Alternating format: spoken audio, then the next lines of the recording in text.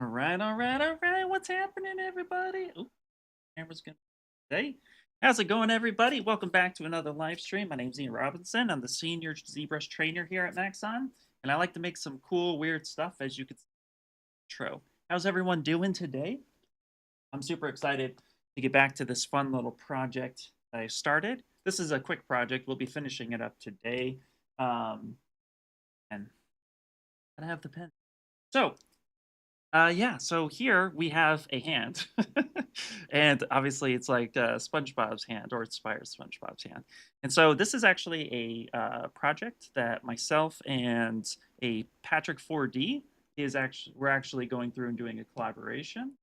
If you don't know who Patrick 4D is, go ahead and show you. Also, I want to blow eardrum that. We don't need to do that. We'll get the music happening. Let me show you who a Patrick 4D is. Just so you know, he's a good friend of mine. Awesome dude. He uses ZBrush a lot for all of his product.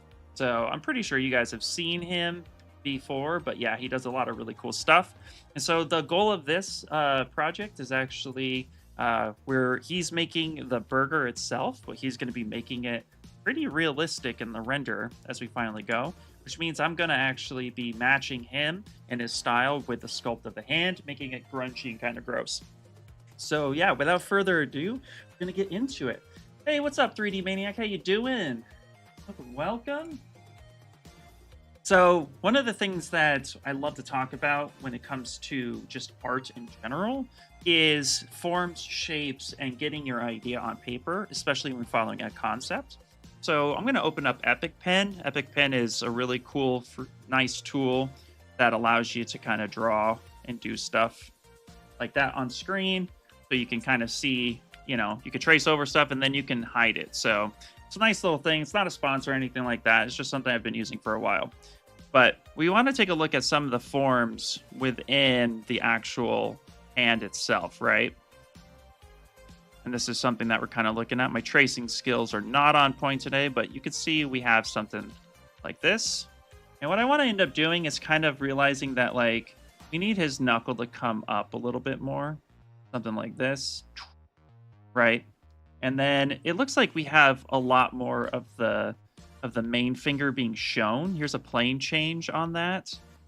So here's that kind of plane change, and I don't have that here. So this means that the pinky actually needs to come down a little bit, say something like that. And then we do need a nice good plane here, and then we have to come through. So the rest of this is actually looking fairly decent. Also, this information here should not be visible. See, it's not visible here in the actual main part. So we need to push that back a little bit, kind of come through and give this a little bit more TLC. But we have the main idea here, which was the whole point of this block out. And anytime you're doing a block out, you definitely want to make sure that you get most of that idea there. Now, we do have to remember that some things are not possible when it comes to concepting from 2D to 3D. Sometimes 2D artists will take a liberty to what looks good, but maybe it's not true to like what would actually exist. And in that case, you just kind of have to do your best to match it as close as possible. And you'd be surprised how close you're actually going to get. So let's actually push a lot of this information. We're going to first start with the fingers, and then let's change colors for a second and realize too that the nails need to be a little bit more squared off. And of course, we can make this a little bit grosser. We can add some cuticles on the paint. And then we also need to make this bow a little bit more. It's a little too flat, which actually somebody pointed out on the last stream. And I kind of knew that, but it was one of those things like, I don't worry about those little things until we get to the secondary part of it. You always want to get your forms and your idea out. You can always adjust afterwards. So let's go ahead and do that. Mr. White, how you doing? What's cooking? Too. Well, this hand. I am noticing late a different camera setup. Yeah, so I'm still figuring out my new setup. I'm actually, I had moved recently, so I stream from home typically because it's just good solid internet where I'm at. And so, yeah, I haven't quite cleaned up everything. It's still a little blah, but we'll figure it out. We'll get there. What's What's up, 3D Ma? How you doing? Hey, Aldo, how you doing? Greetings from Venezuela. How you doing, bud? All right, so let's go ahead and let's do a little something. So first things first is that we have polygroups, and that's great. We want polygroups because that's going to help us kind of isolate and remask, mask off where we need it to be. And also, I have a question for you guys, and I was thinking about this. A little bit today. Wanted to kind of bring it up and see what you guys thought. But lately, I've been, looking at some of my older work and feeling inspired a bit to maybe, quite possibly, revisit or kind of recreate a little bit some of my older projects. And so, with that being said, you guys ever think like revisiting an old project would be kind of cool? Let me know. The one I'm thinking of right now happens to be Conker's Bad Fur Day. Such a fun game for me as a kid, and I really liked what I did with that project. But I feel like, I definitely feel like, I could do it. I could do a different style collage. It's not the same collage as I did before, but also like maybe a new scene would be kind of cool, but inspired by the same thing. Like, always liked Greg. You guys know who Greg is. And if you don't, then I can show you Greg. Greg is one of my favorite characters in that game. But I like doing little IP stuff like that. So anyway, let me know if revisiting old projects would be kind of cool, if you guys had any interest in that. Okay. This is kind of what I mean too about like, trying to find the concept. I know these fingers need to probably come down just a little bit to show off the rest of what's happening here. But this burger is also not true to size. And we might take some liberty and leave a little bit more room for Patrick to kind of do his own thing and maybe make the burger just a little bit more. So I'm not holding myself true to this burger. This is a placeholder for what we're ultimately going to have there. And this is where collaboration comes in, right? So maybe I actually just kind of push this like this. Maybe scale this burger up just a little bit. We move that out. Just kind of do something like that. We'll let Patrick figure out the food part. He's the expert. It's a great idea. You'll see how much better you become each day. Thinking of revisiting my Doom Hell nights I did for the Stylus League sculpt along. Oh my gosh, dude, yes. All right, cool. Yeah, that's awesome. I like that. Love the idea of revisiting old projects. Okay, cool. Yeah, me too. Actually, one of the things, and I haven't done it this year, so a little fun fact about me. You guys are going to get some realness here in a second. A little fun fact about me: I experienced massive burnout this year, and burnout has been just atrociously awful. And so because of that, I've been a little lackluster in my projects. I've been getting that sense for a while now. And so I'm trying to re-spark a little bit of some of the love in what I do. Ooh, okay, here we go. So go fast. We need to unmask all of that. There we go. So I always find that when I do go through some sort of like burnout phase, that I'm just kind of more of like trying to ultimately, just kind of go back to basics. I feel like that's just a great way to get over, or re-spark some of the interest of what's going on in your life. That's a little thing about me. I tend to get personal sometimes, guys.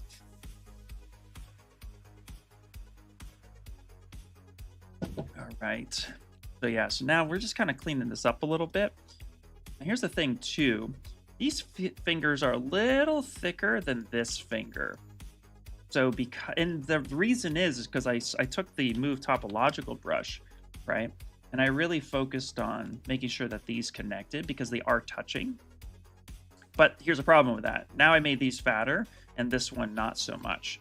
So what we can do here, we can just quickly come on over, give this a bit of an inflate, soften that transition, give that a bit of an inflate. There we go. And that's going to help with some of that fullness.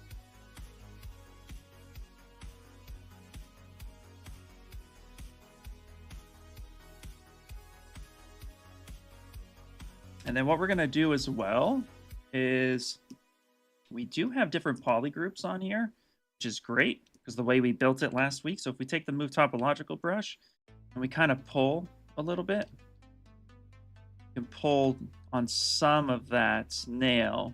We also can come on up to auto masking and adjust the range, or we can even put back face mask on if we really want to make sure that we're pulling just one side of it. Kind of embed that a little bit more. Really start kind of making these arch and gross. Hey Ian, on ZBrush for iPad, is there a way to stop files with similar names being grouped together when saving? Ooh, great question. Group together when saving? See real quick. I have my iPad here. I'm pretty sure that it'll actually resave the same name. One second. My iPad's on the other side of the room. Give me 1 second.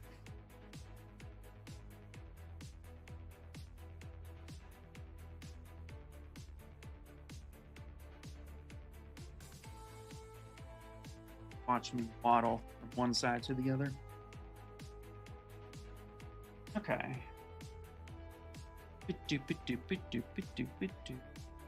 1 second.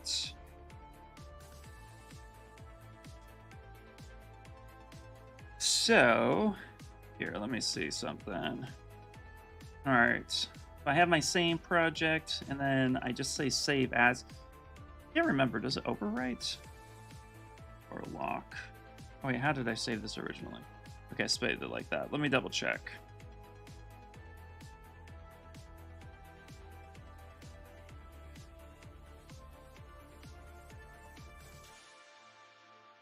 Okay. I think that's saved. That's still saving. Hold on 1 second. Just want to double check. Okay, saved successfully. Oh wait, hold on.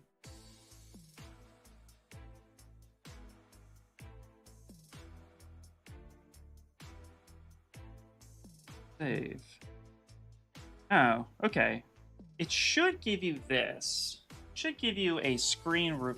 Like, do you want to replace that? But if you're trying to save over, but in the case of like, if you name something, it should be alphabetical, numerical first, then alphabetical in your files. So if you go up to, I know I'm not showing it. Maybe I can plug it in real quick. Wasn't planning on. Did not have this plugged in. 1 second.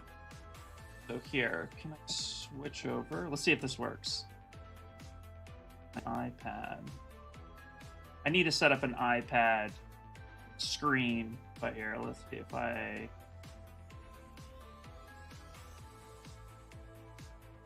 That is. Hold on 1 second. Now we're playing.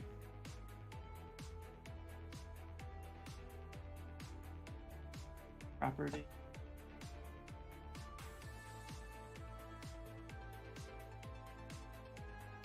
Oh. There we go. Okay, great. All right, so you should get this when you're saving over something, because you should be saving an a ZTO or a ZPR. By default, it's ZPR, but here. In the existing file, it should automatically, like when you're trying to overwrite something, tell you that you're overwriting it, and then you can say keep both or replace, or you can stop. Now, if you come up here to our settings and you come up to our file types, this is where this is where a lot of that information should be. So it'll tell you how you're saving things by default. So here, like I said, you got Z projects and all that other stuff. But if we close this down and go into our files here. And let's come back to what's on my iPad and come in here to ZBrush. Go to your Z projects. everything here should be in relatively alphabetical order for you. So here's all my projects. Now I named this one wrong here, so I'll just delete that. Doesn't matter. But you have Orlockenstein, which I didn't mean to click it. Back. And then my print prep. But it should be here in alphabetical order. So it should group things by alphabetical order in the file system. As far as what's here on the iPad itself, let's come back here to here.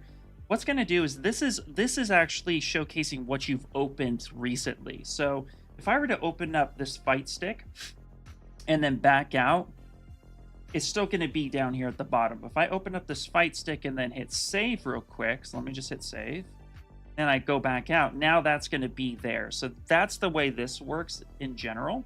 So it's going to be in the order in which you've saved it, which will appear. And then in the file system, it will be overall alphabetical order, numerical side first, and all the way through. Hopefully that answers your question.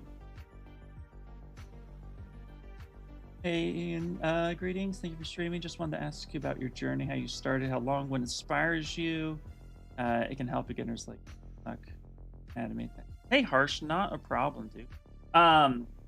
Dude, that's a great question. And actually, yeah, I love sharing. I don't know why I unplugged that. Here, let's do this. Let me plug this back in. And then what I'll do is I'll leave that there in case we have to tackle any. I could just hide it now, and then we can go back here. There we go. Okay. Yeah, man. So, yeah, my story as an artist actually is quite a unique one. So I'll first tell you my age. I'm 42 years old, and I've been a professional for the last 6 years. And I've been using ZBrush for about 12 years. And I used to work at aerospace, and when I did work at aerospace, I actually was I was a machinist. I did CNC mill and lathe work, and I pretty much just I didn't like my job. Like, my job wasn't bad. Like, I was lucky to have like a good job, you know, especially for the time in the early 2000s. But it wasn't what I ever saw myself doing or whatnot. So it's just I kind of fell into it, and so yeah, because of that, like, I actually ended up learning about 3D printing through the industry because there we go, that's better. Because ultimately, what ended up happening was.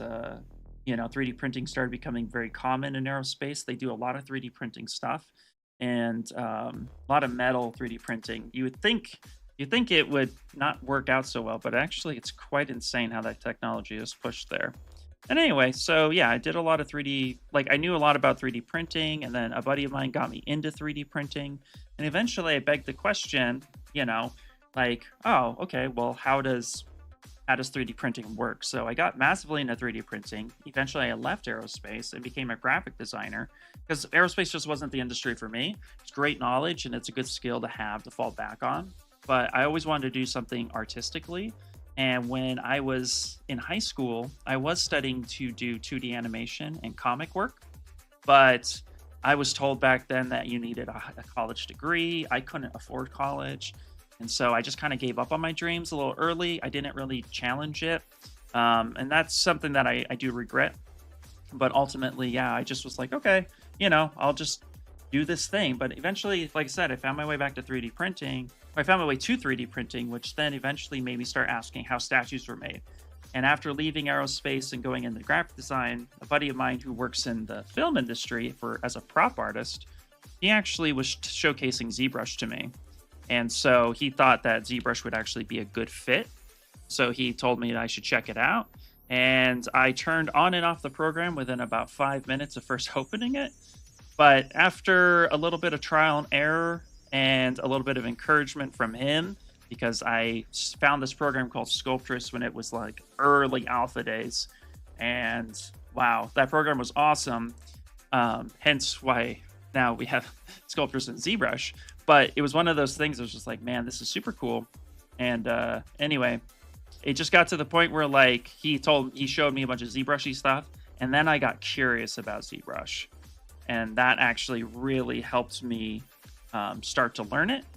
And then I knew that I needed to get help at some point. So I took a little class in studio arts, which was led by David Igo. If you don't know David Igo, he's an awesome dude, but he also used to work at Sideshow and then Tweeterhead, and now he does a lot of his stuff with Igo stuff. You should check him out. Really awesome dude.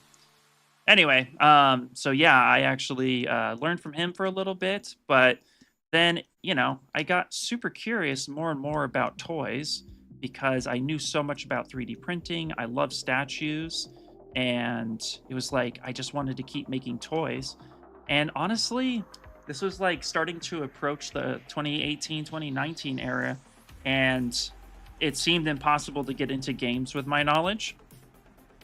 I loved video games, but I was like, I don't know if I could become a game artist. Character artist skills started looking amazingly unique. I was like kind of freaked out a little bit by it, but not gonna lie. And so it got to the point where I was like, well, let me try making toys.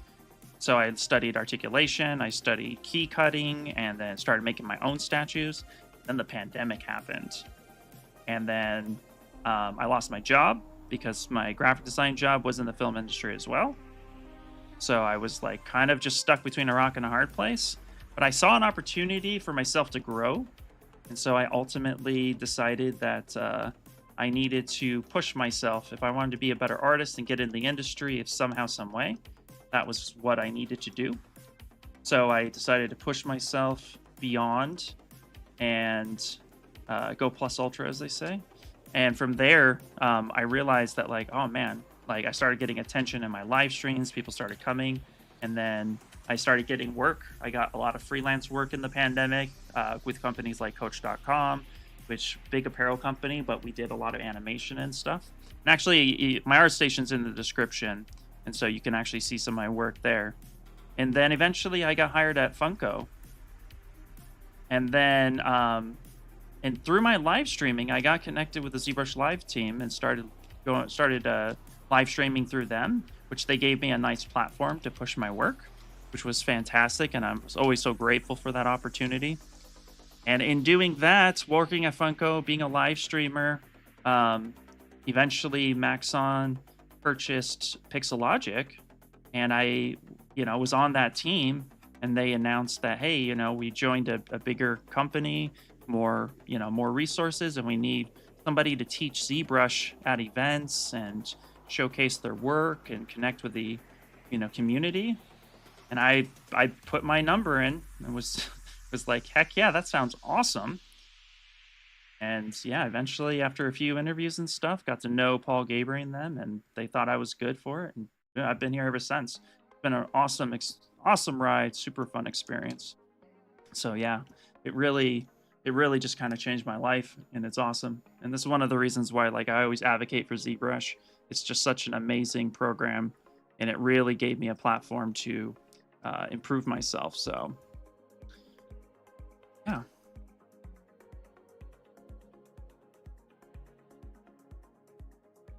Hey guys, I'm just curious, are we slowly transitioning to iPad tablet mode? No, some days I'm going to do iPad, some days I'm going to do desktop. Just so you guys know, the desktop is always going to be like the standard of high professional sculpting work. The iPad is like a fun way to get into ZBrush with a new UI. It's also a great way to, maybe if you've always wanted to be in ZBrush, but desktop intimidated you, it's a great way to get started there. But also too, it's like, it's being used at a professional level to move your work to other avenues. So yeah, 100%. Let's see here.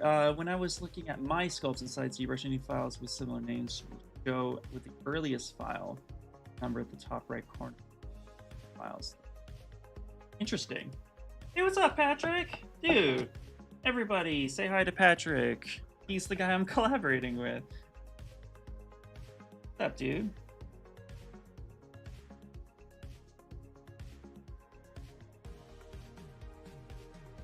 Yeah, I like my inside my sculpts. Oh, in your sculpts. Okay. I can switch back. I can switch back. Here, let's. Okay. Yeah, so you're in my sculpts. Here you go. And then yeah, you have all sculpts. So again, this is going to show you everything, and it should show you everything based on time saving, right? So you can see each one of these, and it's file type as well. So you have all sculpts, then you can have Z tools, which I don't have any, and then my projects, and then here's your quick saves. So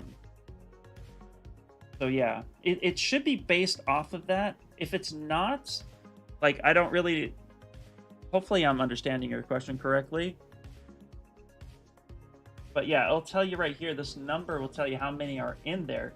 You can, oh, there you go. Yeah, just click that, and then you can say date created, modified, or title. There we go. There we go. But create modify is there. I just randomly clicked that. I honestly forgot you could do that. So that's my bad. Hey, what's up, Yuji? Hey, Peter! What's up, dude? I'm a graphic designer. I've been working with ZBrush for a few years. I think ZBrush needs a better UI. And, you know, I will say this. I will definitely say this. The UI inside of the iPad version is, you know, we've said this before. It's kind of our test bed. ZBrush's UI has been the same for so long that, like, you know, we're looking at ways to improve things in the future, but you just don't want to change something that's been around for 25 years. So yeah, so like when you open something like this, you now get a much different UI, and people are taking to this UI a lot. So it is giving us questions on how to move forward. But yeah, so anyway, going back to my sculpts, yes, yeah, click that number, and that should give you how you can sort that by. And then from there, you can see which ones are there. I think it defaults at date modified. But hopefully that answers your question. Love the program, yeah. Ian himself, good to see you. What's up, Yuji? How you doing? Great to see you too. Yeah, it does. Yeah, it does, Peter. Thanks for the shout out, brother. Can't wait to finish this bad boy up. Yeah, you're gonna get it later today. We're gonna be working on it later today. My goal is to focus on getting it done. So absolutely, man, absolutely. Okay, so we changed the position of the fingers a little bit, so they match a little bit more of what I'm looking for. And we're gonna go ahead and start pulling up and make some of these round on the nails itself, because nails are not flat, they are rounded. Also, this will give us some more expression, more feeling of it. Hey, Serene, how you doing? Welcome in, welcome in. Thank you so much. Appreciate you. So I'm just using the Move Topological brush with Backface Match turned on. So, because one of the things is I do want to 3D print this. So I do want there to be some intersection or some quote clipping happening.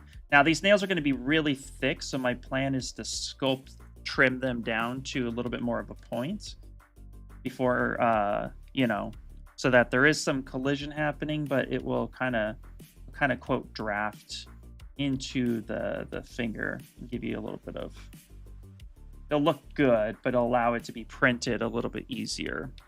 Then we can just go to the normal move brush, push this back in a little bit. Yeah, I'm sorry if I'm not being clear. That's okay. I'm sorry if I'm not answering your question correctly. On the individual files, there's a small icon of the folder with the number next to it. Click, opens a folder showing it.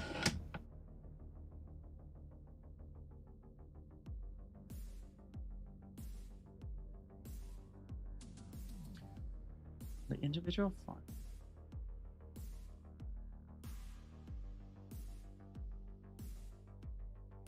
Folder with a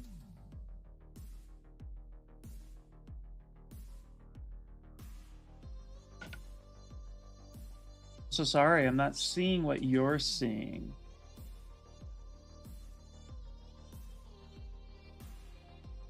Maybe you can walk me through it. I'm not seeing what you're seeing, and I'm sorry if I don't understand your question. So here I'm in my sculpts, and I have my sculpts or all sculpts. There's a folder icon. What folder icon are you looking at? Are we assuming, Neil, we're in ZBrush, or are we in the files folder? There are two locations. Oh, thank you. I'm fine. Happy to see this live. It helps a lot. Absolutely. Andre, what's happening, dude? Hey, what's up? This is going to be an awesome model to print. Thanks, man. Absolutely. Hey, Nance, how you doing? Welcome in. Welcome in. Yeah. All right. I'll keep sculpting while I wait for Neil to answer. I want to make sure I get your questions. This is one of the things I do pride myself on, is I love answering the questions and making sure people get what they're looking for. Also, hey, Patrick, if you're still here, question for you. Is this burger placement good for you? Like, did I leave you enough room to get what you need did? For example, two files called head type of law will be grouped together in my sculpts.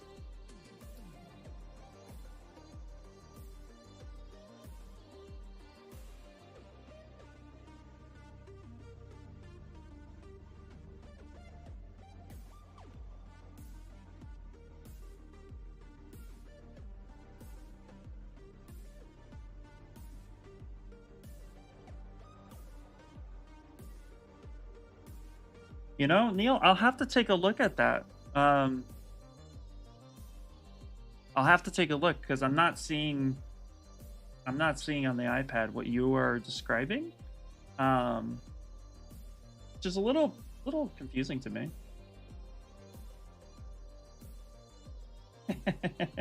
This is now a classic, man. The glove itself is definitely it's actually kind of I feel like it's I feel like I should put this in the museum at this point. Hey, what's up, Zachary? How you doing? If you have multiple versions saved of a project, you'll see a folder of I think. Interesting. Okay, I don't save like that, so maybe that's why I'm not seeing it. That could be it. That must be on purpose then. That's all I can really say on the topic. Oh, wait. You know what? Gotcha. Hold on. I just found a project that did it. All right. Sorry. This took forever, but I totally see. Yeah, there you go. Yes. So yes. Okay. Apologies for this taking forever, but we get there. One thing you'll learn about me is we get there. Okay, so yes. This folder system. So see this project right here? All right, yeah, that's your folder system. There you go. So yeah, clicking that folder should open these things up. This is because, now I understand, this is because you did save next. All right, here we go. Sorry this took a while, but here we go. We get there, So if I open up my Orlockenstein, which was a mashup we did, by the way, here, go into the file system, and then here you have what's called save as, save next, okay? So this was an update in 2023 as a quality of life update for the desktop version. Then we moved it to the iPad version. So if you were to say save next here, and then I were to come through and hit save, let that do its thing, this should create another one with a numbering system to it. And this is intentional. So now if I come back to my home project, this is a big file. This is 27 million. So give this a second. There we go. So now you see here, I hit save next, and now it actually has a folder system to it. So yes, that's intentional. All right. We all learned together. So there you go. So now you can see the numbering system, and it's gonna perpetuate whichever one you have first because of, come back here to my sculpts, click this and say date modified or date created. So if it's under date modified and you click that folder, right, these are the date, this is the time, everything is modified together with these two here. And you can actually come in and open up back in that spot. So yeah, that's the save next thing. So if you don't want that to happen, then what you'd want to do is actually come into your file settings and come up to save or save as. Personally, I choose to have it at save as. Actually, no, I have it on save typically. And then this way, and actually I don't need these. Yeah, get rid of those. So this way, I actually can do that overwrite that I showed you earlier. Probably my bad naming habits. No, absolutely not your bad. No, naming habits are good. But yeah, That's an intentional thing. Okay, now I understand what you're saying. I never save that way on iPad. Ironically, I save that way on desktop. So the more you know about me. But yeah, for iPad, that's a save next feature. So you should be able to change that out. Unless, if you're naming, now here's the other thing too, and maybe we could test this. If I were to long press this and just say like save as, if I were to call this, I'm curious now, or lock in, oops, spell correctly, or Lockenstein underscore 003. No, let's just do 5. Perfect. Let's hit save. Does this actually stick to the naming convention? Let's find out.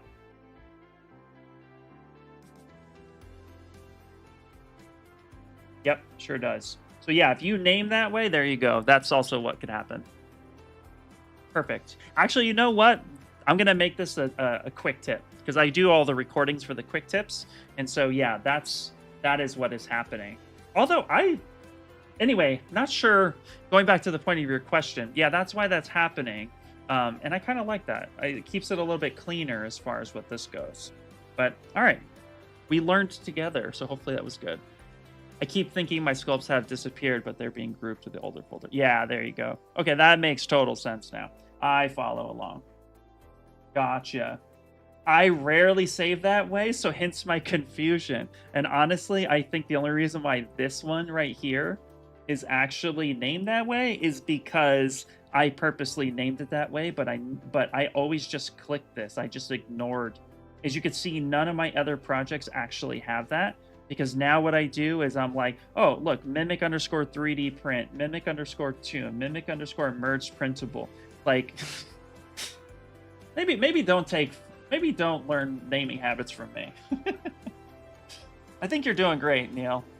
I'm glad we got to the bottom of that. And thank you, everybody, for hanging out with us while we figured it out. Okay. Okay, I wanted to flatten these nails a bit. Flatten, I mean, I just want to kind of push them up a bit so they're like this a little bit more. Not a problem, Neil. Hopefully that was helpful, man. I got you. Sometimes I'm just a little slow like that, but we got it. Honestly, these are the moments, those little moments, sometimes I'm just like, yes, we figured it out. Yes! Okay. Just going to dock this and turn that on for a second. Go. How about new underscore new one? Exactly, Peter. Actually, I'm a big fan of like SpongeBob hand underscore final underscore 005 underscore final underscore whoops 3D print final.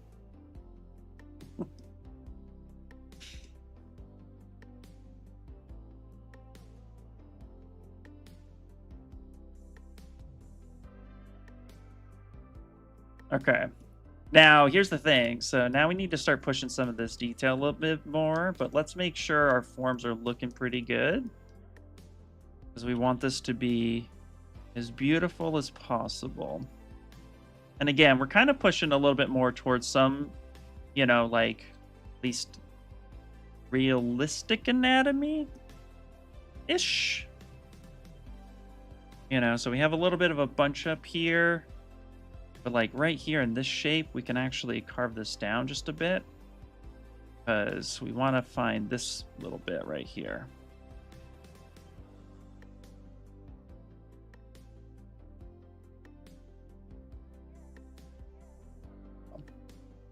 Blood Rapture, what's happening, man? How you doing? I see your question. Give me 1 second. I'm in a final thought here, and I'll read your question aloud, my friend. Hopefully you're doing well.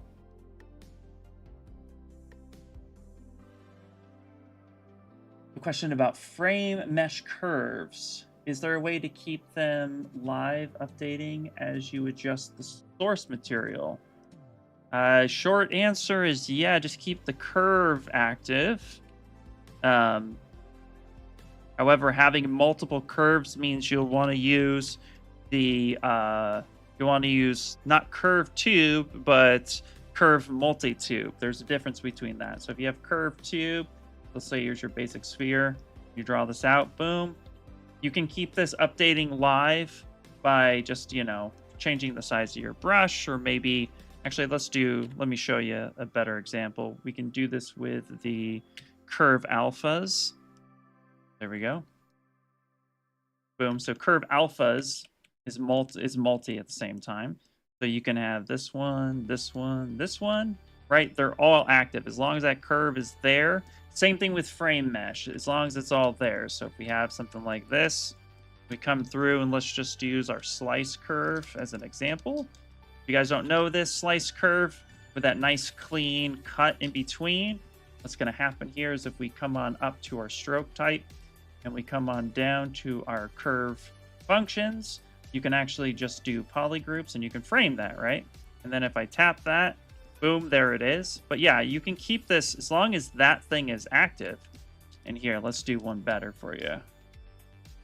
Let's just do this, come back over here to stroke, frame mesh, boom, and then boom, there it is. As long as these curves are active, you can actively come in, change your alpha types, whatever you want them to be. You can even change the stroke type. So you can come up to curve modifier, open this up and say, you know, I need this to be actually kind of a flat transition. They say something like that, which would be pretty cool. And then when you touch it, boom, it automatically changes that peak. Come back up, maybe add another point, come back in, retouch it, and it will adjust per that setting. So now you have a thicker side, whatever.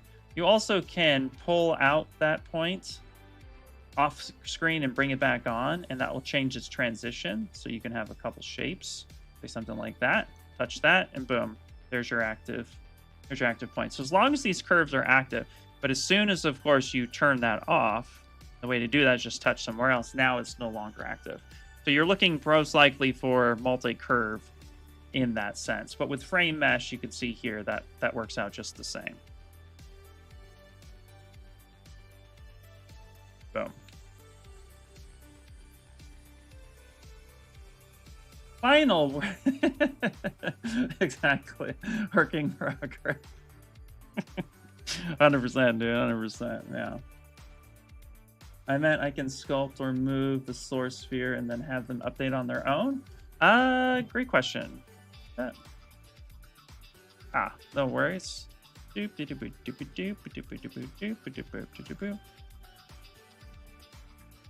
the curve will be stuck to the position of the mesh. They cannot move with it. It's gonna forever kind of be in that one spot. But I like where your head's at on that one.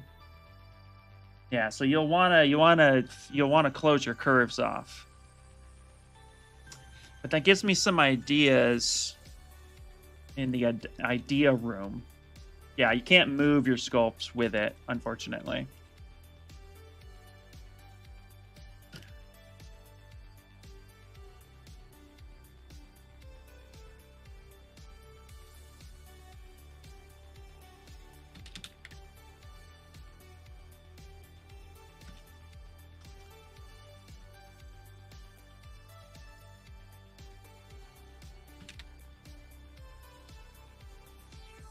Making a note.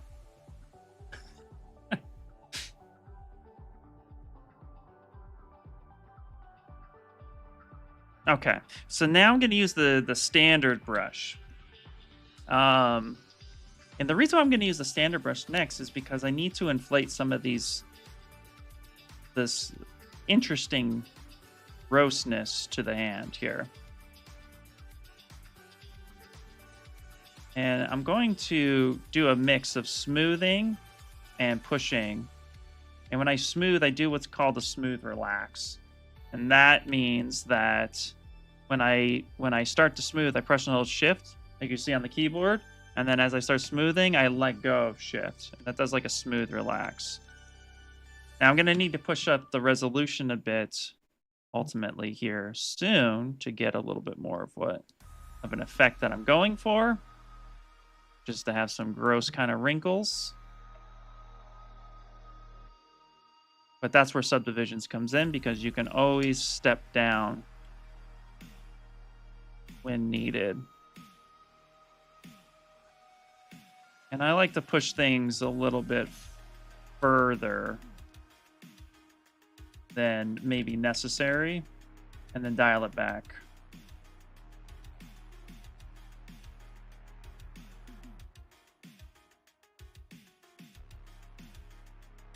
Now I'm going to make up some of this kind of anatomy here.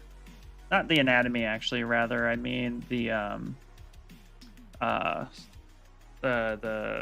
fold markings that happen. Because I can't see them, so it's up to my interpretation. And this is something I see a lot of people actually kind of freaking out about when they're doing any type of anatomy work that they can't really see. It's that they'll just kind of be like, oh, well, I don't know what it looks like. So they spend so much time looking for a real reference. Just get the idea out there, you know? If something like these little folds here, they don't have to be precise. You know, they have to look good, of course, but they don't have to be precise to... If you can't see it there, just kind of fill it in with what you think is best. If you're looking at anatomy reference, then you'll kind of see the overall idea, and you just kind of push that as you feel is necessary. Same thing with the back of the hand. You just kind of push it as much as you can. Right, hands bending. So if I bend my arm back, you can see I have some folds back here. So then I just kind of make that up a little bit. Just do the best you can to get where you need to be.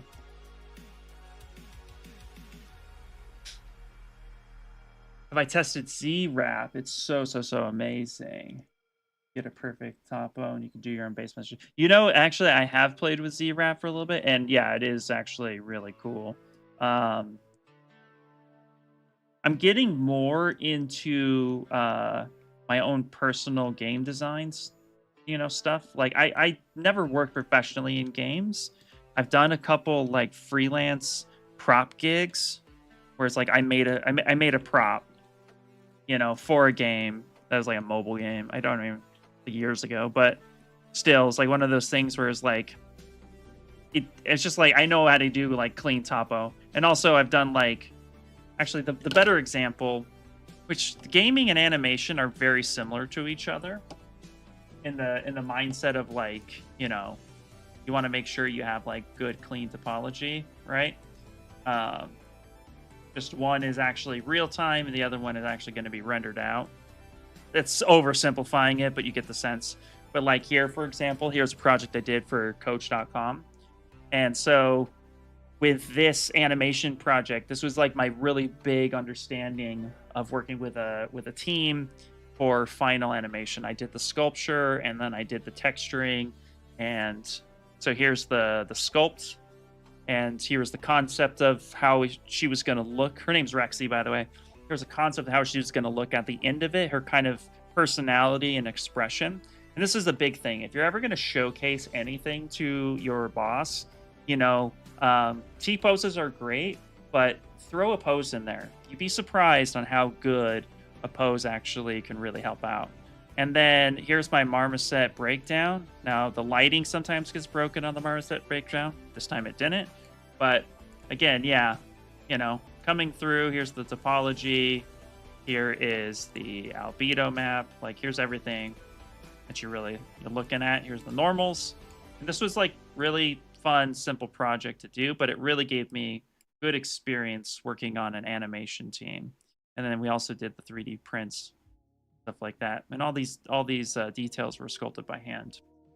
And so, yeah, ultimately, this is how she came out. It came out really good, and I was super proud of it. A friend of mine, Kamara, actually took these photos because this was displayed in New York. That's where she lives. Anyway, so yeah, like this gave me like a lot of good experience on working with that, and I want to go further with that. Like, I eventually want to work with like some fun friends and make a video game, and these are some goals I have. So I think it'd be really cool to like really really have some fun with that sort of stuff. So anyway, all that being said, yeah, ZWrap is something I'm looking into a little bit more, because if you're really invested in clean topology, ZWrap really does do a good job with that. So it is definitely a very viable tool.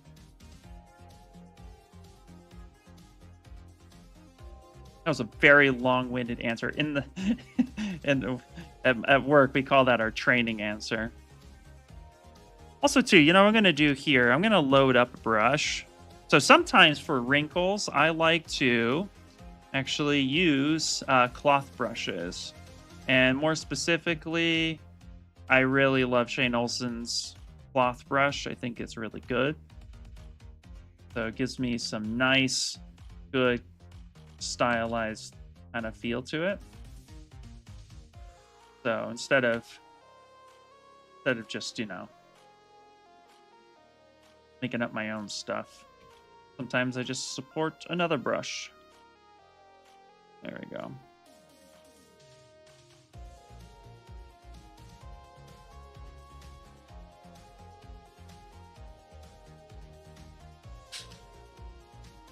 That looks nice. Thanks, man. Thanks, Peter. Appreciate that.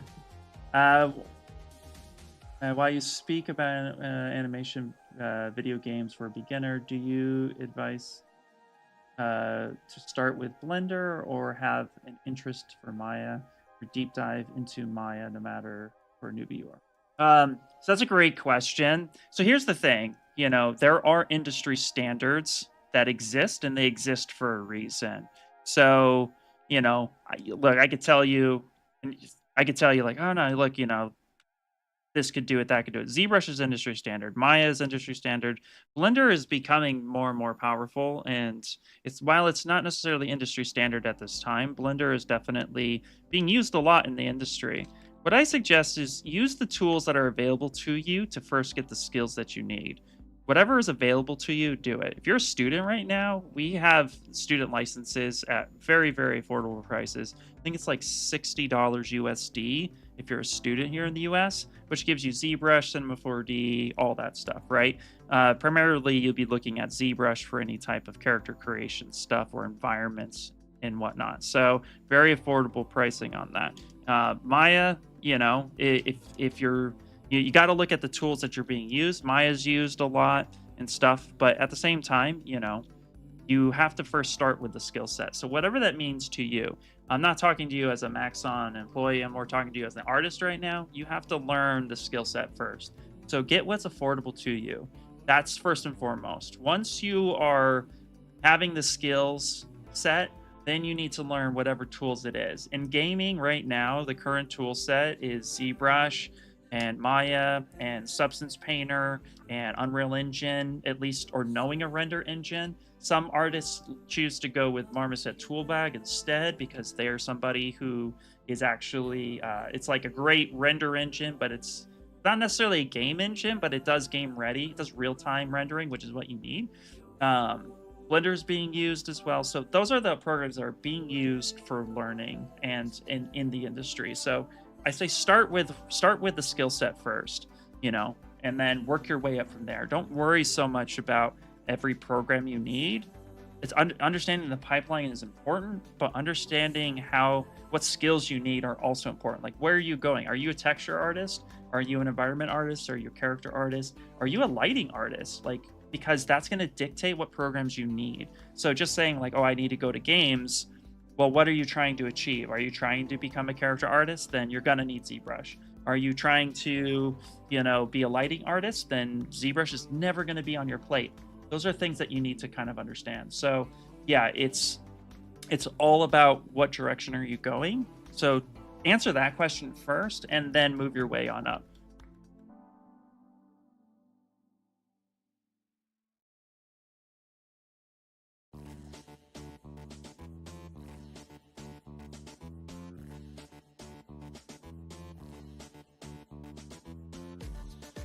Hopefully that was helpful.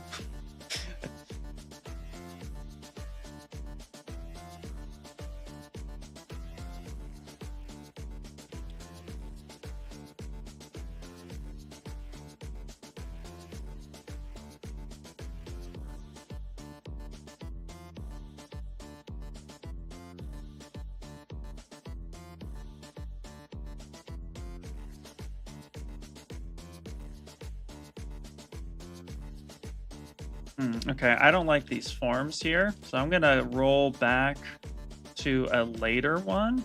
So I'm stepping down, and then I'm gonna step up and smooth. So it gets me back to a baseline.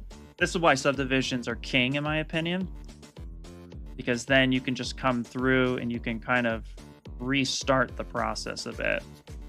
So I was not getting the effect I wanted with the brush that I had. There we go. That's looking a lot better. And then again, I can take my move brush and kind of reshape that a bit more.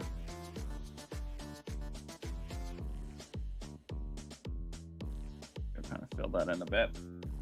Very helpful, absolutely. Yeah, but Houdini is also commonly used. Yeah. Hey, happy extruder. Dude, it has been a while, man. Great to see you. I love how you can chat and sculpt. Every time I get lost in sculpting, I forget. Honestly, man, sometimes I'm like, I feel like my fingers stop when I'm sculpting. To talk, I feel like they're like universally tied together. So sometimes I'm like, I'm not doing anything. But you know what's funny, Andre? You'll get a kick out of this, man. Before I was streaming art, I was actually streaming video games. I used to be a Call of Duty player and I competed in MLG tournaments, Major League Gaming, for those of you who don't know. And yeah, so being able to talk and move your fingers was like very important while you're trying to talk to a team and do something. And then you have to think very complicated thoughts about, you know, what just happened. Like, oh man, I just got murdered. What happened? Or sorry, that word. I don't know if we can use that word here. I just got taken out. So, you know, quick guys. It's at this location. It's B6 location, you know.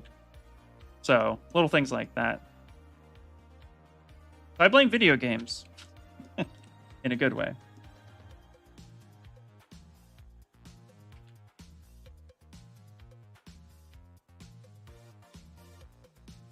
Okay, to solo mode for a second. Okay, so same thing here. I'm gonna step down, kind of smooth this out a little bit, step up and do a couple of clean smooth, and then we're gonna come back with the cloth brush here, kind of redefine some of these areas a bit. And then we'll come in with the DamStandard to kind of like hit that pinch line a teeny bit. Yeah, we have some interesting shapes here.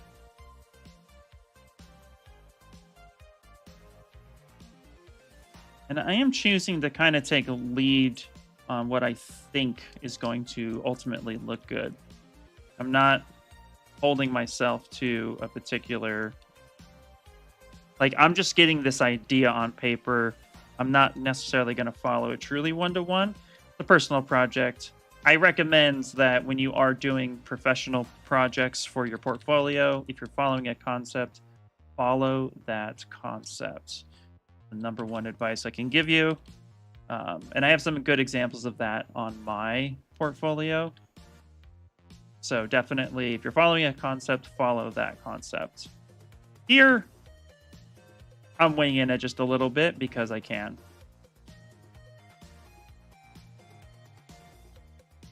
I'll get rid of some of those dots that are appearing. Okay. As far as how this is going to look for 3D printing, not 100% certain yet, but we'll get the rest of the way.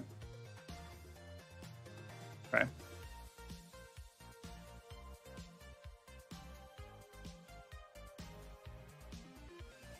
I got the ZBrush Glove when they used to be available back with Pixelogic. It's actually pretty old. Definition of artist who does it need that a game artist needs to do at least jobs of sculpting, texture, rigging, etc.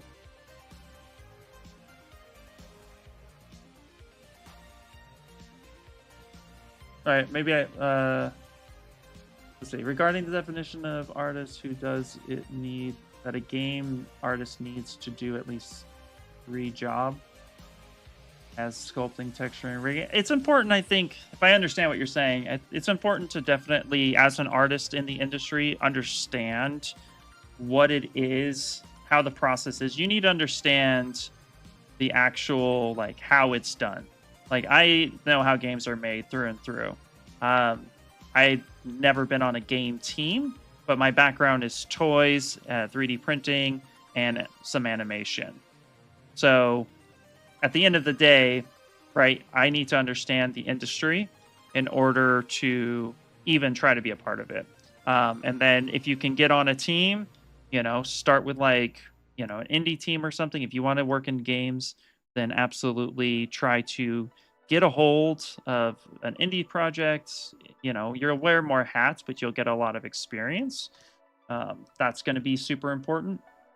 A lot of artists I see when they first try to get into any industry, they go straight for the top. They want like, oh, I want AAA status. Most likely you won't get in there. Maybe as an intern you could, but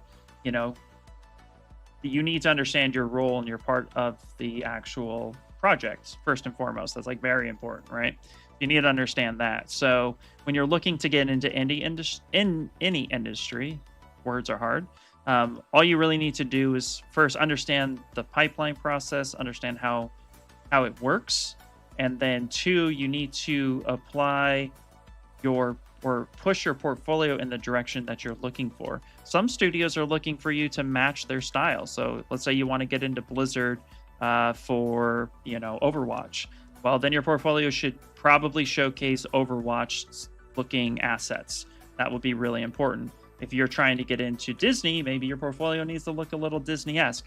I.e., I worked at Funko as an artist, and they actually did not want any Funko Pops in my portfolio, but instead, they actually wanted to know I could sculpt. Because in their mind, they could teach you how to make a Funko Pop. They can't teach you how to sculpt. So you need to know the fundamentals of sculpting. And so for that, it's just whatever that they're looking for. But as an artist, I recommend you should definitely understand as much of the process as possible.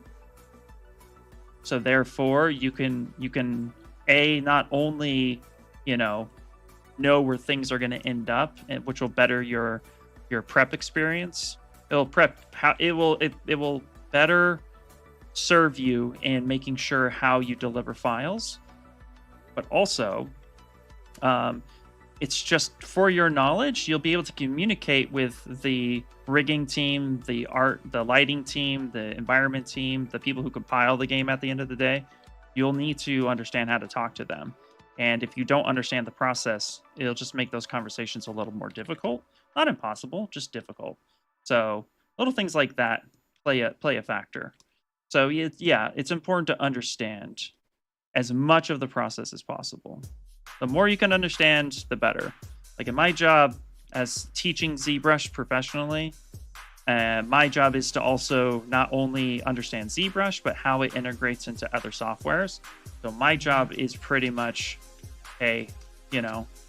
know how it's done and keep up with the newest and latest technology, which is one of the reasons why I'm actually really invested in learning Unreal Engine right now, because I need to understand that process a lot. You like how gross these nails are, by the way, underneath? Get underneath that, and it's just so nasty. So yeah, ever learning is this industry. I guess that's my long-winded answer for everything.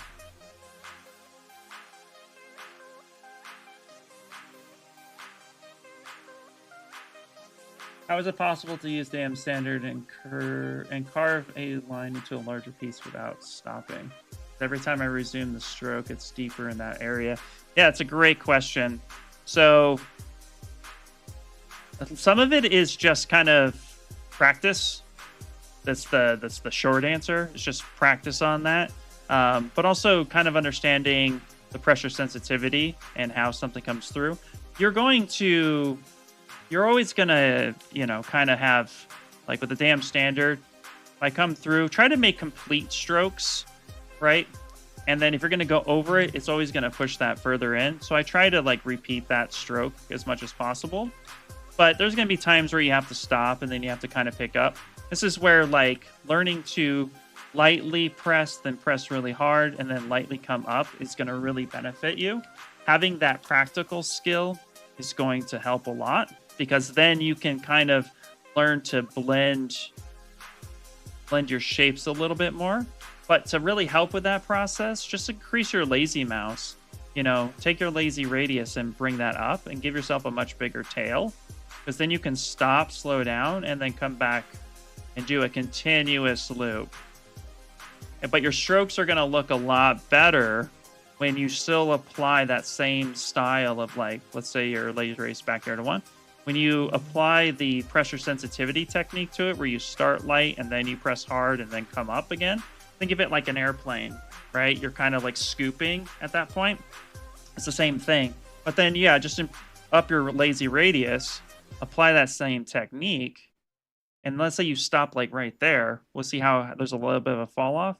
I can just pick it up. I can start light, and then I can press, and I can try to match that sensitivity. It's never going to be truly perfect, but what you can do to then go one step further on that is to apply a morph target. When you apply a morph target, you come through, and let's say you abruptly stop. That morph target kind of helps it just a little bit more. There's still slight imperfection here, but again, you can kind of come in and manually fix that a little bit. Again, but that light sensitivity is really going to save you more than anything else. Coming in light, pushing really as hard as you need to, and then that fall off again. And if I need to repeat that stroke, but now I can make this a little bit harder, I can then match. And I can just follow that and then come up again. And I can get that nice clean effect.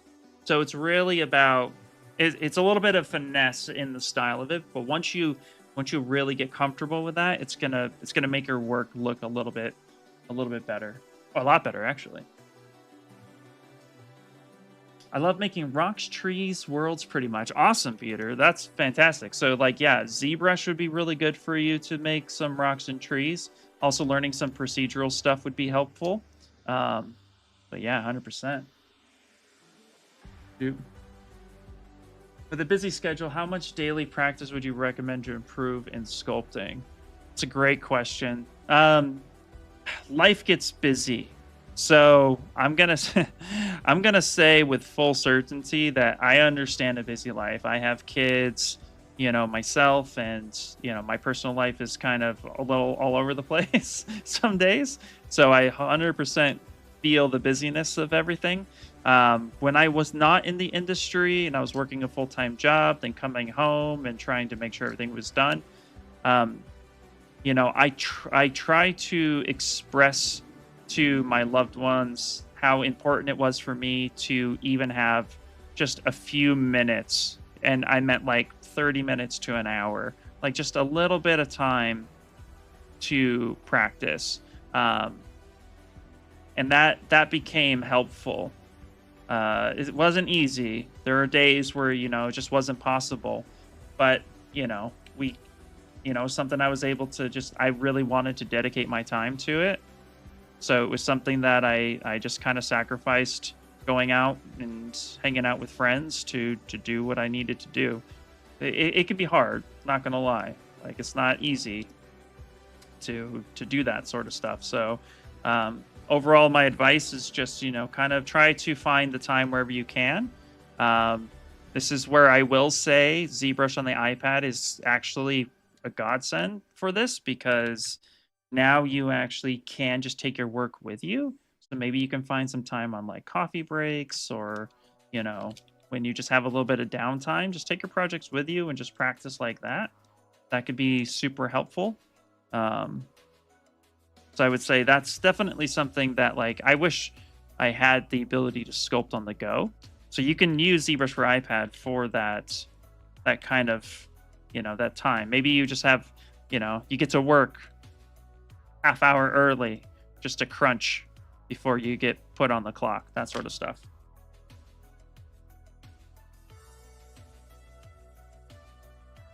I relate to you so much. Yeah. That's actually when I was telling my story earlier, and I said I found a rare opportunity. Like, I kind of understood the assignment a bit, as they say, when, the pandemic had first started.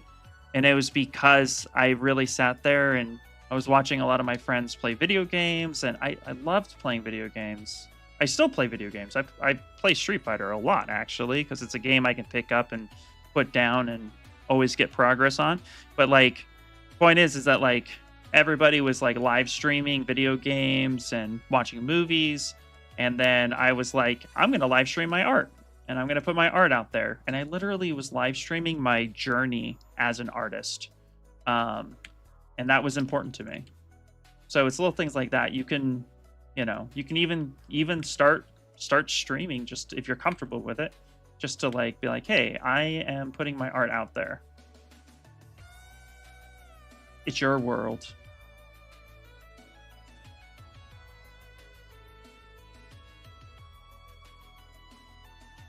So what I'm doing right now too is I'm kind of cleaning up the imperfections that I'm noticing within my sculpt.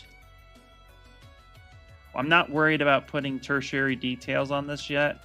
I am still just trying to do some cleanup. And actually, I'm doing this kind of the long way. Another one of Shane Olson's brushes is actually the fill brush. And I use this brush a lot to go over and do some cleanup on parts that have imperfections. It's actually a really solid brush for that. If you're finding yourself, these brushes are free, by the way, too. I used to be a student of Shane's. And so he actually shares his brushes pretty much for free. If you just go to the 3D Character Workshop and sign up for his brushes, I still think.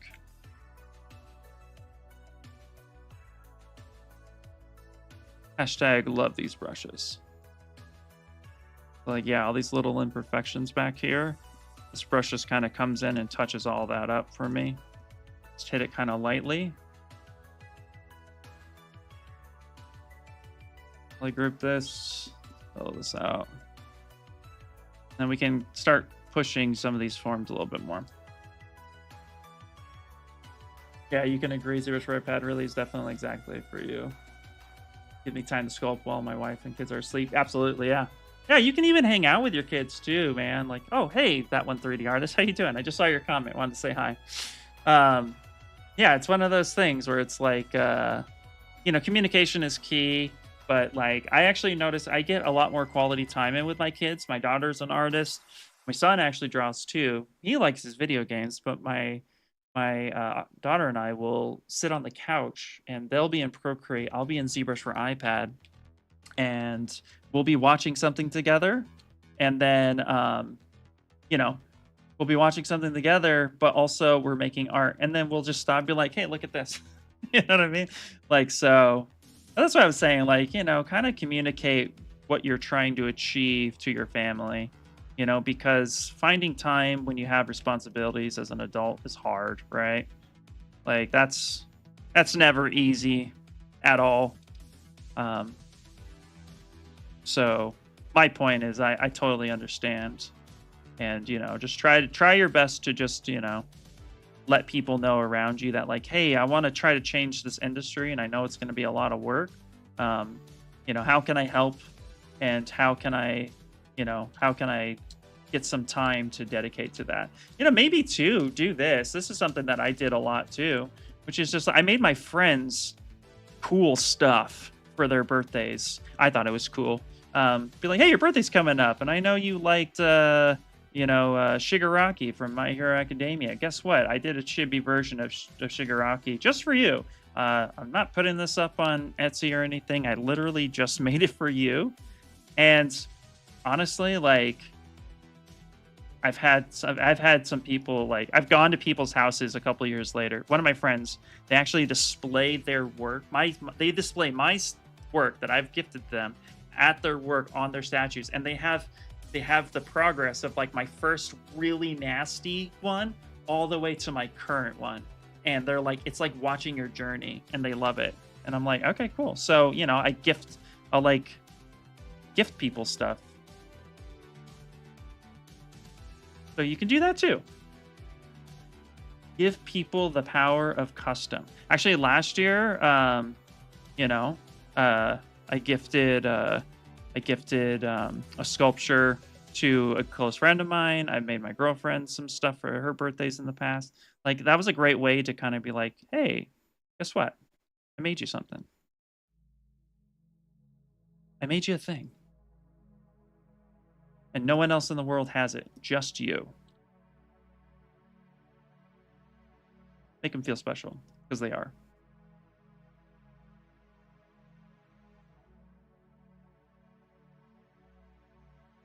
Okay. All right, let's hit save here because it's been a little bit.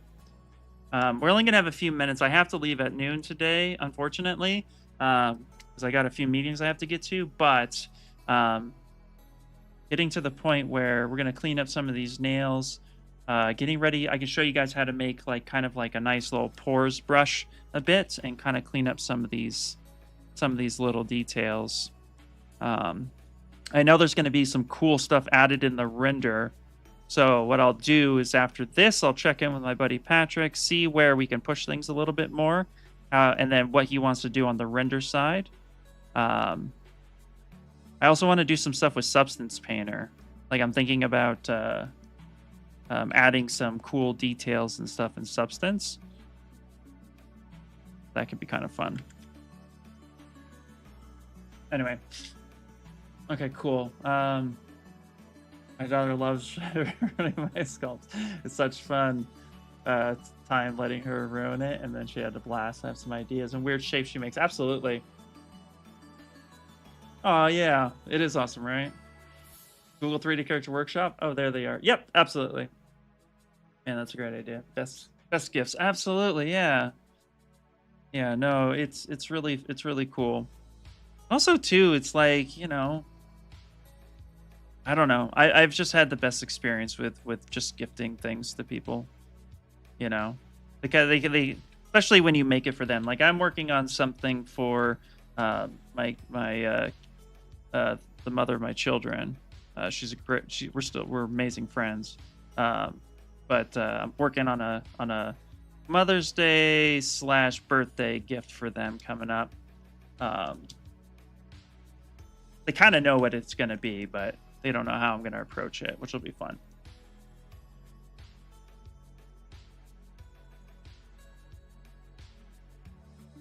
Okay, let's put some of these details back on. Push some of these.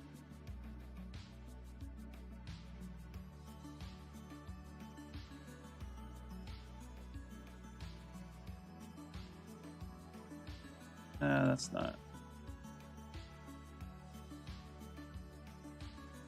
Also, some hopefully helpful advice if you are learning how to sculpt.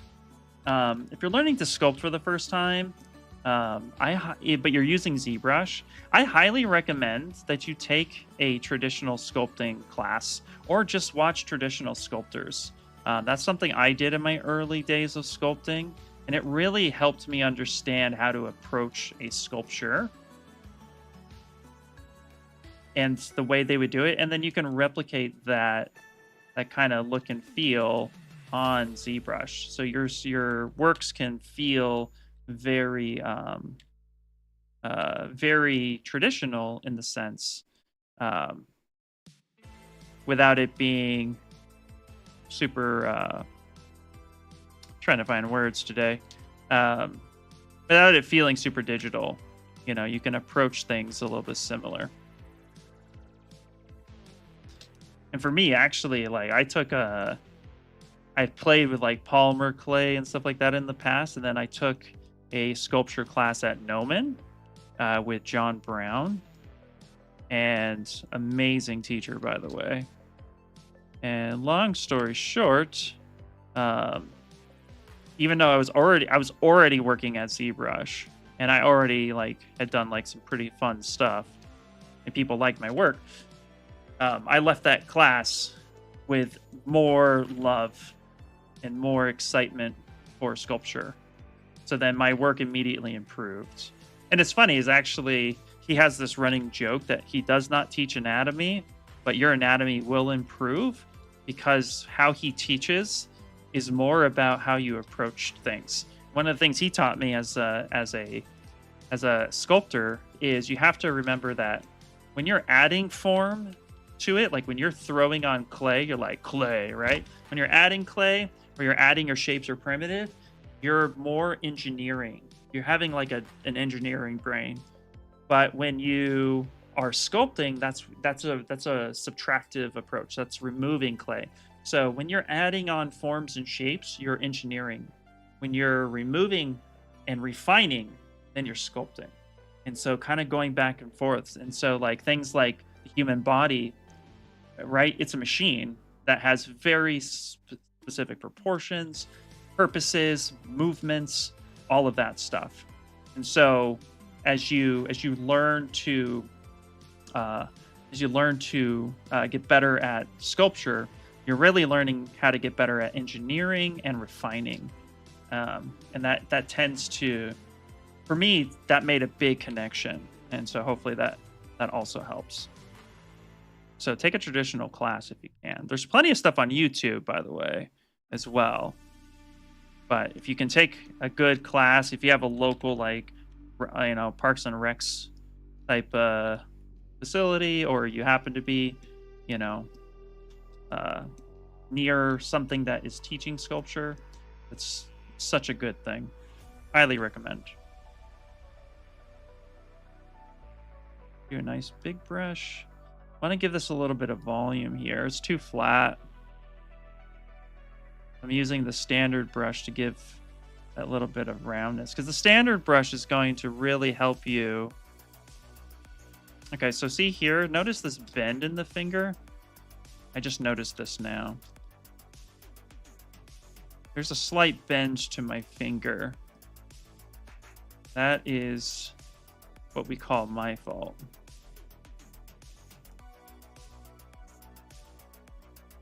To move that just a bit. There we go.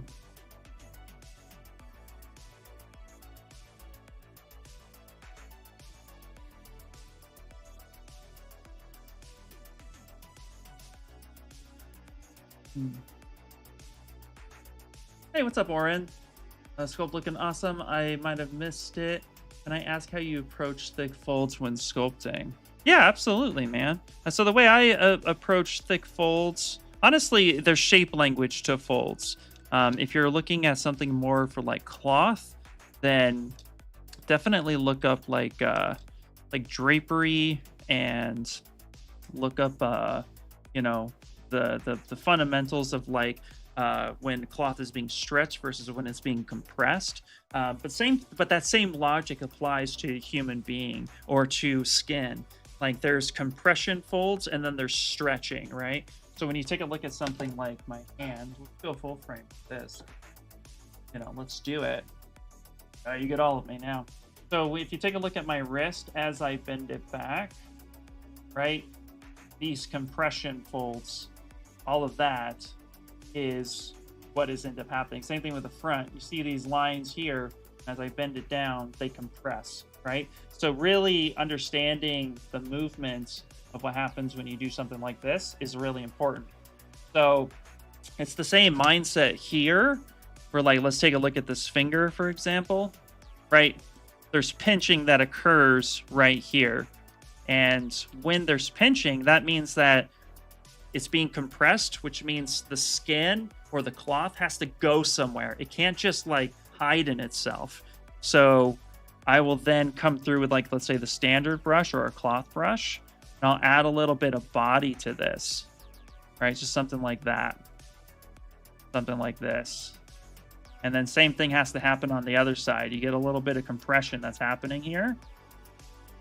And then a lot of times too, in a case like this, if I bend my finger enough, I'll notice that like this usually comes to a point like this, and then kind of smooth that transition out. And then again, you fold, kind of build that volume up around in that area. You kind of do it. Now, I kind of took a little bit more of a stylized approach here, a little bit more of like hey, it's really pinched right here, but then there's a little bit of a pocket here. I kind of like that little divot shape sometimes on like cartoony characters. I don't know. It's kind of just something I like fell in love with a little bit. But yeah, you just get that little divot, and then you can even add like the Inflate brush, come in and help kind of push that stuff together, really bringing that volume back into it. You can go kind of big with it, so then you get like kind of that nice little shape to it. So anytime you get that like interaction of that fold, that's going to happen. I need to do that through all of this. Like this finger is also kind of wonky. So let's do that together, right? So here, I'm going to come through and kind of push this in. So I first start with that fold area. And then I need to add in some volume here. And sometimes you just need to throw some clay in there, right? But then if you're fighting the topology, right, you want to be able to mask things off, and then you can move stuff around. Don't be afraid to mask anything. Come in and just kind of like push that in a little bit. There you go. Get that a little bit of a better transition. That's already looking a lot better. Still needs some cleanup, but that's okay. And when you're working with subdivisions, right, you can then step down and like smooth some of that out at a lower level. Polygroups are your best friend here. Kind of come in and just work this area just a little bit. There we go. So something like this. All right. Yep, it's looking a little bit better. Something like that. Then I can work this spot. Bring this in. Let's actually do the inflate just a bit. Go light little smooth. This is why good clean topology is going to help you as well, because if your topology has too many poles or too many incorrect loops, then you're going to fight it and it's not going to look good. And so clean topology is always going to be your best friend, even when you're just sculpting. There you go. I can kind of bring that up a little bit more. There we go. That's looking a little bit better. Here, this is kind of a wonky transition. So again, we can step down here. Maybe come in, carve this out just a little bit. There we go. Bring this up like such. Go. You want to avoid smoothing a lot. Sometimes I smooth a little too much, and I know that, so I need to kind of pull that back a little bit. Again, nice finesse control lines. There we go. Come in and see what that looks like. So yeah, a lot of it is just kind of understanding how compression and compression folds are versus tension. You have tension folds, you have compression folds. Tension is going to always have a specific point of which is being stretched, and you want to kind of understand that language. There's actually a really cool saying with cloth. Cloth is made up of X, Y's, and Z's. And what that means is, you know, at any point in time, like here, let's save this real quick. I think we're doing pretty good. I got to fix this little spot right there. Let me do that real fast. This happened. Smooth that down just a bit. Subdivisions for the win. You can come in and kind of clean that up a bit. There we go. Maybe something a little bit more like that. Okay. Let me hit save real fast. So like with X, Y, and Z's movements, general, you can actually let's take like a base mesh here. So I'll grab this guy, say no, let's just do this. I saved my project, so that's fine.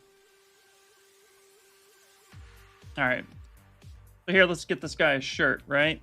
So let's just do this. We have here, I'm gonna go ahead and just, let's do 3/4 like baseball sleeve. There we go. There we go. Sure. Go sharpen this up a little bit. Yeah. Actually, let's just grab Mask less. There we go. Sharpen that. Okay. So let's get this guy. There we go. Bam. All right.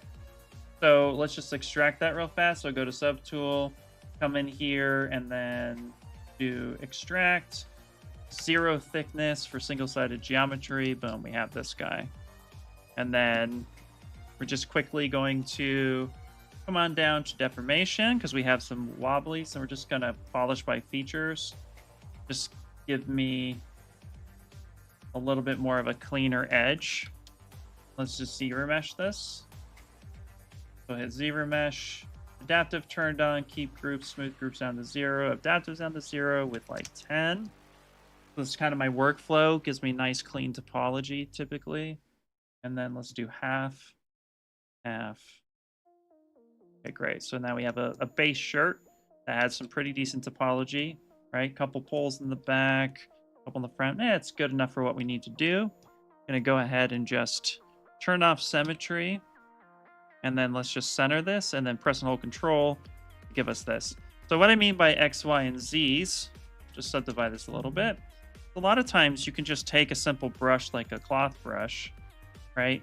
And you can just start making some Z's down your shirt, right? And then you can make some X's here, like this. And it just kind of just starts working for you, you know?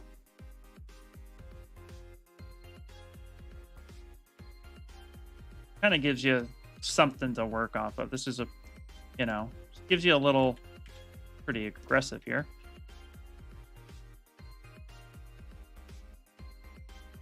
We can do some really simple pinch stuff here. Boom. And we're just starting to get those wrinkles. So you can literally just draw some X's or Y's on there and call it a day. And you can get something that's starting to look close to what you need it to be. It's just the shape on that, you know? Draw a big Y back here. All right, and we can do a little bit of a smooth on that. You get some back wrinkles. So it's the running joke that you can kind of get something that looks halfway decent with like a few X, Y, or Z strokes. And that will give you a lot of the stuff there. But also what you could do as well is just think like, you know, use some of the features and stuff here that we have. We have what's also called a transpose cloth tool. And if you actually come in here, didn't mean to clear the mask, come up to dynamics and allow some self collision and turn on collision volume. Now what you can do, to lower the, we don't want high subdivisions. We can actually start moving some of this shape and how we want to move or bend things. If we just take this shirt, for example, we can turn a collision off on this guy for a second. If I were to just move this part from the elbow, right, you're going to get those folds. So what I recommend is you take something like this, maybe isolate an area, and then come in here, add this, and then just start moving, scaling up and down a little bit, or twisting, and you can get some pretty nice wrinkles pretty quickly. Oops. There you go. You can get something like that really fast. And this works off if you need to like turn a person. Look at that. Get some shirt wrinkles within a matter of seconds. And yeah, that'll work away a lot. Did I just inflate holding control and center gizmo? Yes, I did. Absolutely. Yeah. So one of the ways to, there we go. Let's come back to the beginning. Okay, yeah. So one of the ways to inflate is actually if you hover over that little yellow square, it will tell you control to inflate. So just press and hold control, and you do an X, Y, and Z inflation. Really simple. Hey, what's up, R? Do I have an experience selling 3D prints to Etsy? I do not, no. I don't. Most of the stuff that I've done, I've never sold any of my my artwork because a lot of my early artwork was fan based. So, and I don't sell fan based artwork. It's just not something that I do. So, because legally I can't. That's just fact. So because of that, there has been a couple sculptures that I put up for sale that I had custom. Like there was a couple evil snowmen that I had done a few times that I tried to sell. I never had any success with it, so I just kind of refrained from it. Layla, what's happening? How you doing? If you had to pick a design that you would think is more interesting, would you pick a cutesy oxalotl poison assassin or an angry alchemist? Love to know, just curious. Oh man, well, I have sculpted a Star-Lord inspired oxalotl before, but a cutesy oxalotl. Oh, is that a comma? Because I read cutesy oxalotl poison assassin. If that's one thing, do that. If that's two things, combine them and do that one. That's what I want. A cutesy oxalotl poison assassin.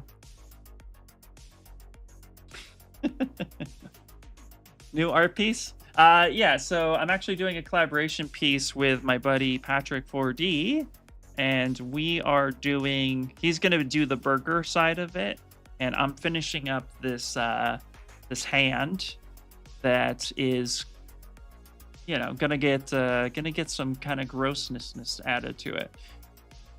We only have a few more minutes.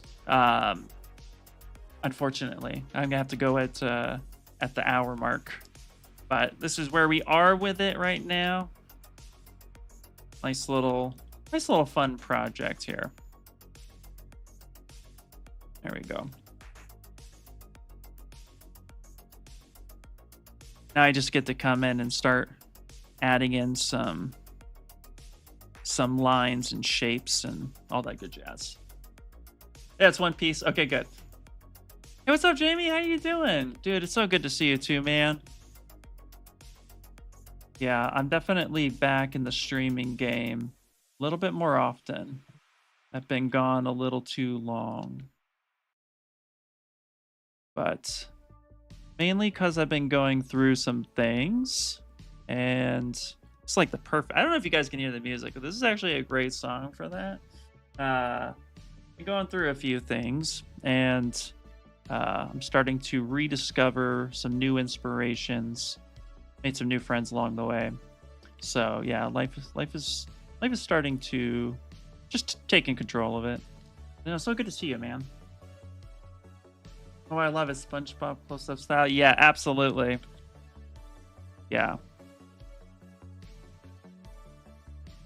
Patrick and I did a collaboration piece a little while ago, and it was also a SpongeBob piece. You guys want to see that one?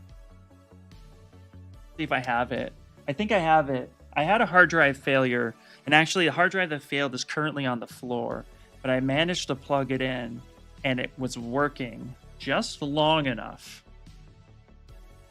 to have me transfer some stuff on over. So let me see if I can find it real quick. It's my work drive.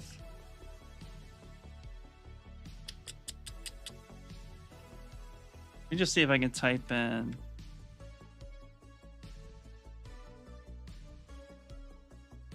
Have to find it. Okay. Where would this be? Old hard drives, 2023 maybe? Patrick 4D, SpongeBob, boom! Final scene, there it is. So, here, I'll open this up. This one's so cool.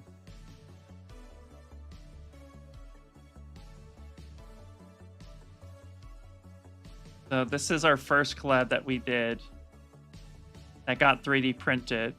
Which I actually, I have it. Hold on.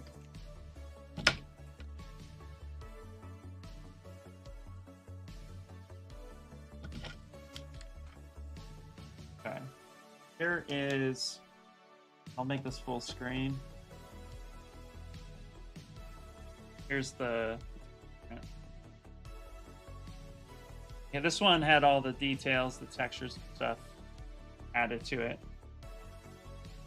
So I did Plankton and SpongeBob, and then he sculpted Junior, the bucket, the mesh. Like, he sculpted the rest of it, and we put it together. Super awesome. So yeah, this was our first collaboration. I love collaborating with your friends. Sometimes it's hard, but yeah, let me see, actually, can I find... Let me see... Final scene. Oh, here we go. Here we go. Here's the final. The final.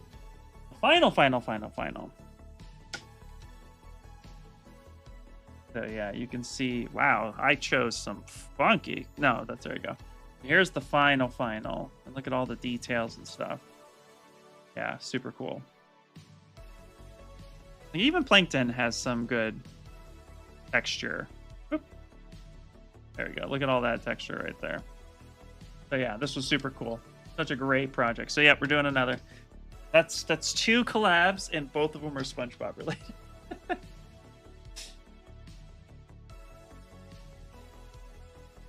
Hey, what's up, Nick? Yeah, fun idea to collab. Absolutely.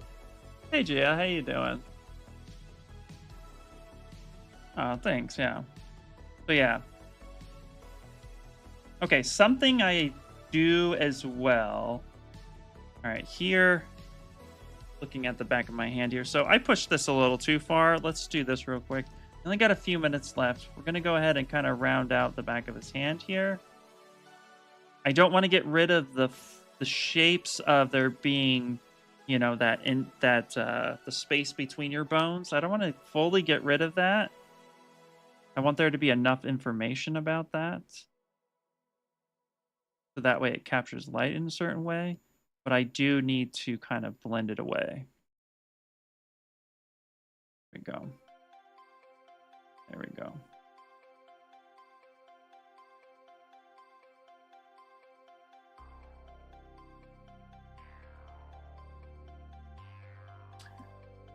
We're not going to figure out how we're going to 3D print a base. Like, I'll figure out the base later, but I'll update the project on my social media stuff with Patrick as well.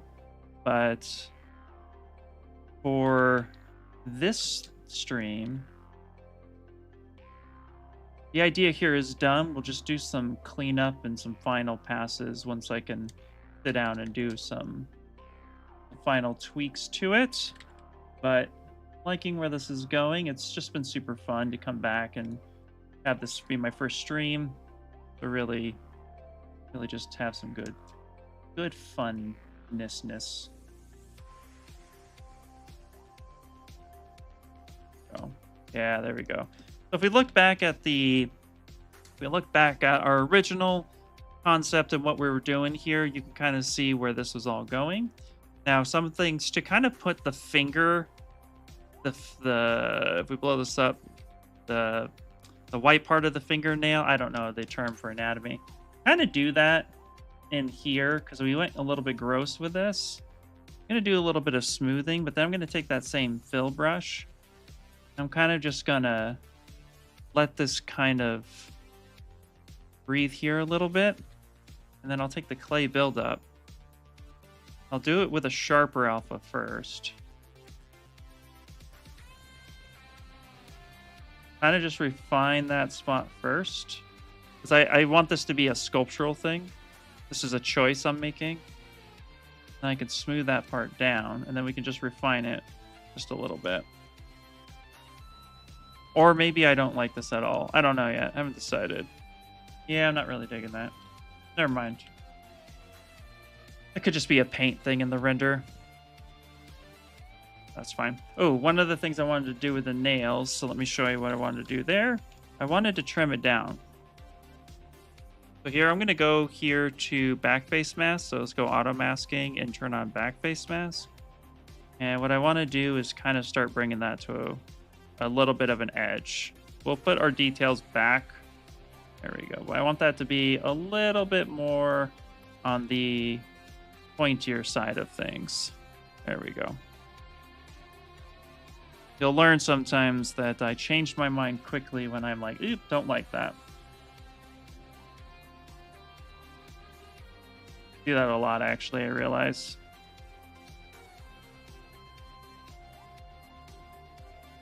Hey, what's up, George? How you doing? Doing good. I'm gonna have to bounce in a few minutes, but thanks for stopping by, buddy. Oh, thanks, Serene. I have a bug that happens when using the iPad on Apple Pen Pro. When holding down mouse, the gesture cancels when my pen touches the screen, sometimes in mid-stroke. Is something that can be fixed? Are you, it could be the palm gesturing that could be happening. So for example, here, with the palm gesture, use this project. I use a glove when I sculpt. I know what you're talking about. So if you come up here to input your palm rejection radius, it could be tied to this. Try increasing this a little bit. It's defaulted at 60 because that's what worked with me. But I have noticed that sometimes you'll be doing a thing, pressing holding control, and pressing holding control, and then it'll cut out. If you sometimes put your hand down first, maybe that could be it. Like here, yeah, kind of my hand itself kind of projecting. So maybe if I increase this,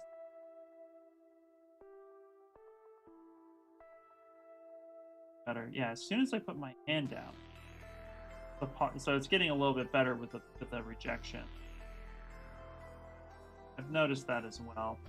Those are things that, yeah, popped up. So I would say try doing that. That should yeah, try doing that. I'll take a look into it though. Thanks for calling it out. I could play with that as well.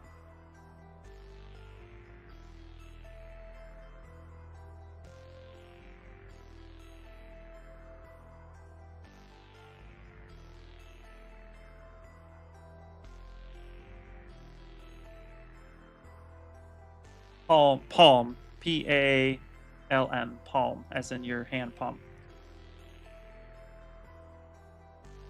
Yeah, exactly. Yeah, on the tried to pinch the screen.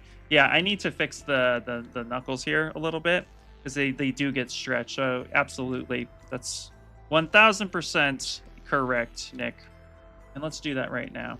That was something that, yeah, I was like, not 100% on. So best way to fix this, to actually come through here, and let's just smooth this out. What I was trying to do, and it was unsuccessful, what I was trying to do was actually trying to just put the indentations in, and then I just got carried away, and now it just looks kind of funky. So what we can do actually is come in here and actually pinch this a little bit better, give it a little bit more of a point. Let's do this finger by finger. And then let's fill this in.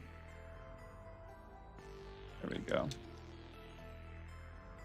And we'll just have to put the lines in for what it is.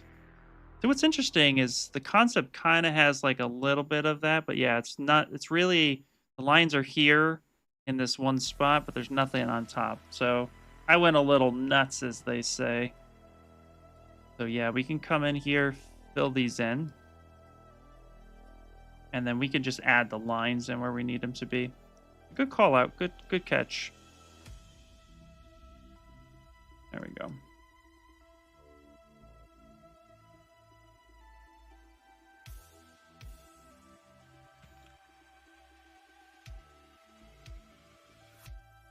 So let's give it a little bit more of a flat surface here. Do the same thing here.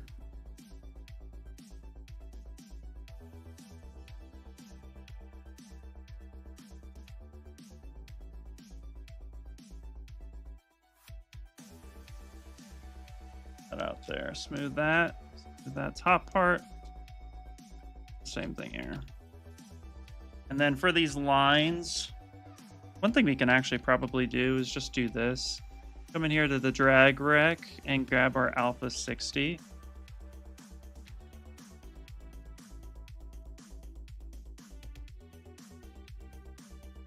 Now let's do this.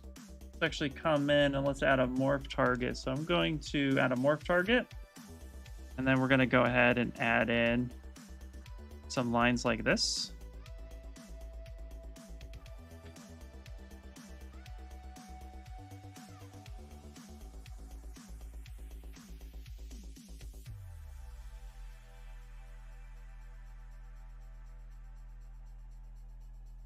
Do a little bit of a blend to it. Then we'll come back with our morph brush. Morph. G. There we go. With the morph brush, we can turn that RGB off. We can actually blend some of that. And then we can exaggerate the ones we need to. Come in with the DamStandard a little bit. Just refine that area.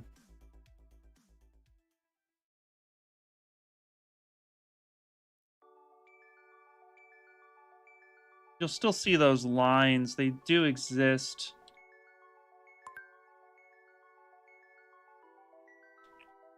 Okay. Cool. We'll tweak that. Let's go back to the morph target. Just add in our own additional lines. We'll just use this as the base. Yeah, good stuff. Oh, thanks, George. Yeah, exactly. No, good point, Nick. Good point. Awesome. Actually, let me see. Do I even have this brush? Do I even have it somewhere? ZBrush brushes.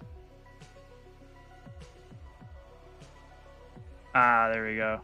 This brush, Geo's brush. The little things like this. Geo brush is actually really good for little details like this. Funny, it's Pablo Munoz made this brush, but made it inspired of Geo. You guys know who they are. You can go get this brush for free as well.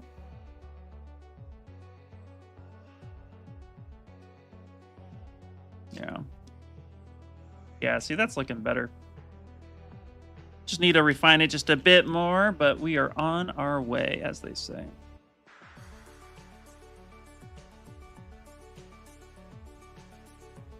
There we go. Very cool.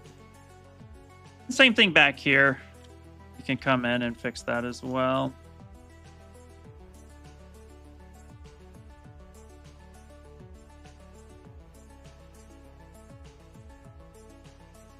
Cool.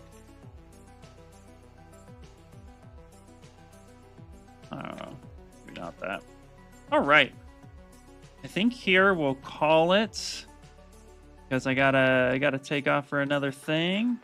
But I had a lot of fun hanging out with you guys. And then I'm gonna look at some older projects, and maybe we'll start a new project inspired off of something we've once did beforehand. Those are always kind of cool. So yeah, I want to take this and do the fill. Fill that a little bit. There we go. Cool.